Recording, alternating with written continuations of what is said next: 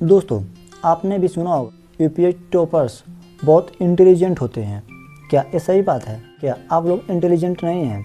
हम जैसे लोग नहीं कर सकते?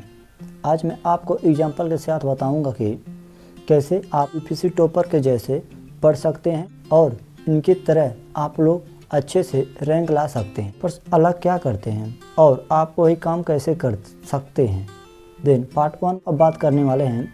टॉपर्स भी हमारे जैसे होते हैं। एग्जाम्पल सुन लो तो मान लो 2 स्टूडेंट हैं। पहला है राम, दूसरा है श्याम।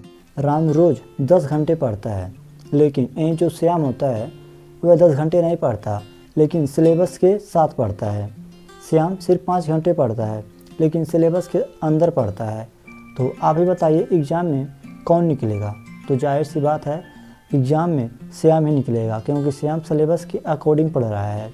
तो यूपीएससी टॉपर्स श्याम जैसे ही होते हैं, ना कि राम जैसे। राम बिना सिलेबस का पढ़ रहा है, इसलिए उसका सिलेक्शन बहुत कम चांस होगा होने के लिए। देन हम लोग बात करते हैं पार्ट 2 में, हिंदी मीडियम का डर कैसे हटाएं। टॉपर्स अपना डर कैसे हटाते हैं, आप लोग कैसे अपना डर हटा सकते हैं? तो एग्जाम्पल के तौर पर मैं आपको बता दूँ, यहाँ पर एक क्वेश्चन है व्हाट इज़ द फेडरलिज्म। अब टॉपर्स क्या करेगा? ये हैवी इंग्लिश नहीं लिखेगा, लेकिन सिंपल हिंदी में लिखेगा कि जो संघवाद है वह व्यवस्था है जिसमें केंद्र और राज्य के बीच शक्तियों का बंटवारा होता है। ठीक उसी प्रकार आप लोगों को भी लिखना है। कोई भी क्वेश्चन एग्जाम में आए तो इसको सबसे आसान भाषा में लिखने का प्रयास करना है, ताकि आप लोग एग्जामर को यह समझा सकें कि मैं रट्टा हुआ नहीं, मैं आप लोगों को अच्छे समझा रहा। टॉपर्स जानते हैं भाषा नहीं, समझ इम्पोर्टेंट होनी चाहिए। भाषा तो बहुत है, लेकिन समझ इम्पोर्टेंट होना चाहिए। अब पार्ट 2 में हम लोग बात कर रहे हैं लिमिटेड बुक्स स्ट्रेटजी। एग्जाम्पल के लिए आप लोग समझिए, एक स्टूडेंट पॉलिटी के लिए 10 बुक लेता है। ये सबसे बड़ी गलती है। आप लोग एक बुक सब्जेक्ट के लिए एक ही किताब लीजिएगा। और टॉपर्स क्या करता है, लक्ष्मीकांत दिन पॉलिटी के लक्ष्मीकांत लेता है, वह खुद से नोट्स बनाता है। टॉपर 10 बार वही किताब पढ़ता है, ना कि 10 किताब एक बार। तो मैं आप लोगों से कहना चाहता हूँ कि आप लोग कोई भी किताब लें तो एक सब्जेक्ट के लिए एक ही किताब लें। अगर आपके पास एक साइकिल है और रोज़ चलाते हो, ठीक, अगर आपके पास एक साइकिल और रोज़ चलाते हो तो आप एक्सपर्ट बन जाओगे। लेकिन 10 साइकिल हो और कोई ना चलाओ तो आप लोग कैसे एक्सपर्ट बन सकते हो? फ़ायदा क्या है? फ़ायदा कुछ नहीं है। इसलिए मैं कह रहा हूँ आप लोगों के लिए एक सब्जेक्ट के लिए एक ही बुक लीजिएगा। देन पार्ट 4 में बात करेंगे आंसर राइटिंग स्ट्रेटजी। टॉपर्स कैसे लिखते हैं? तो एग्जाम्पल के मैं आपको बता दूँ, यहाँ पर एक क्वेश्चन दिया गया है जो आपके अभी इस मोबाइल की स्क्रीन पर चल रहा होगा। महिला शक्तिकरण पर टिप्पणी करें। तो एवरेज स्टूडेंट कैसे लिखेगा? लंबा पैराग्राफ लिख देगा, बिना स्ट्रक्चर के लिख देगा। तो यही सबसे बड़ी आप लोगों की गलती होती है। लेकिन टॉपर्स ऐसा गलती नहीं करता।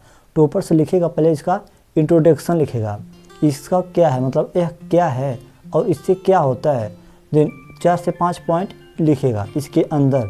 देन जितना भी कंक्लूजन है वो बीच में डाल देगा, एंड जो लास्ट में इसका सलूशन बचता है कि इससे आप लोग कैसे हट सकते हैं, इसका क्या फ़ायदा है, क्या नुकसान है, तो यही डिफरेंस सिलेक्शन बनाता है। तो आप लोगों को सलूशन 3 पार्ट में क्वेश्चन को लिखना होगा, राइट ना। अब पार्ट 4 में बात करेंगे करंट अफेयर स्ट्रेटजी। एग्जाम्पल के लिए अब देखो न्यूज़ है, एग्जाम्पल के न्यूज़ है महिलाओं को 33% आरक्षण। नॉर्मल स्टूडेंट बोलेगा, क्या बोलेगा, क्या लिखेगा? अच्छी न्यूज़ है, अच्छी न्यूज़ है। लेकिन आप लोगों के दिमाग में यह आएगा, टॉपर सोचेगा कि जीएस से जोड़ा गया है और इसका कॉन्स्टिट्यूशन आर्टिकल कितने में है, और इजी पॉइंट में इसको समझने का प्रयास करेगा।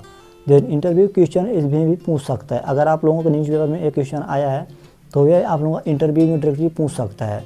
टॉपर्स हर न्यूज़ को एग्ज़ाम से जोड़ते हैं, ठीक। आप लोग भी ऐसे जोड़कर पढ़िएगा। देन अगला पार्ट 6 है टॉपर्स कौन सी गलती नहीं करते जो आप कर देते हो। तो एग्जाम्पल मैं आपको बता दूँ, हर हफ्ते ना टॉपर्स वीडियो देखता है और ना बोलता है, मतलब ज़्यादा बोलता कुछ नहीं है। और अब यही स्ट्रेटजी फॉलो करूँगा। देन ये सोच लेता है मुझे यही फॉलो करना। टॉपर्स क्या करता है? नॉर्मल स्टूडेंट की बात हम लोग कर चुके। अब टॉपर्स क्या करता है? एक प्लान बनाता है। देखो 6 महीने या 2 महीने का कोई भी प्लान बनाकर इसी प्लान पे रहता है।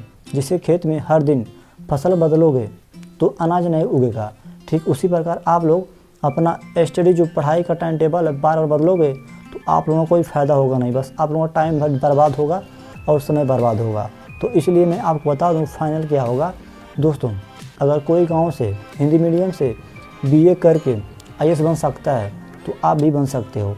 मैं आप लोगों के लिए जल्दी इस चैनल पर स्टोरी लाऊंगा, मोटिवेशनल स्टोरी, जो कि आपके लिए इम्पोर्टेंट होगा।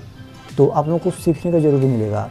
वो रोज़ थोड़ा थोड़ा करता है और हम सोचते हैं कि एक ही दिन में पूरा कर दें, लेकिन स्टेप बाय स्टेप आप लोग चलेंगे तो आप लोगों को सफलता आज ज़रूर मिलेगा। तो इसलिए इस चैनल को सब्सक्राइब करिएगा। अगर ये एग्ज़ाम्पल आपको अपने जैसे लगे तो समझ लो आप सही रास्ते पर हो। वीडियो को लाइक करो, चैनल को सब्सक्राइब करो, कमेंट में लिखो कि मैं भी आईएएस बनूंगा, मैं भी आईएएस बनूंगा। ये वीडियो आपके दिल में आग लगा दिया होगा। तो ऐसे ही वीडियो देखने के लिए चैनल को सब्सक्राइब करिएगा। इस चैनल पर आप लोगों को बीए के साथ यूपीएससी की तैयारी कैसे करें एंड 12th के साथ यूपीएससी की तैयारी कैसे करें, इन सभी टॉपिक के ऊपर आप लोगों को वीडियो दिया जाता है।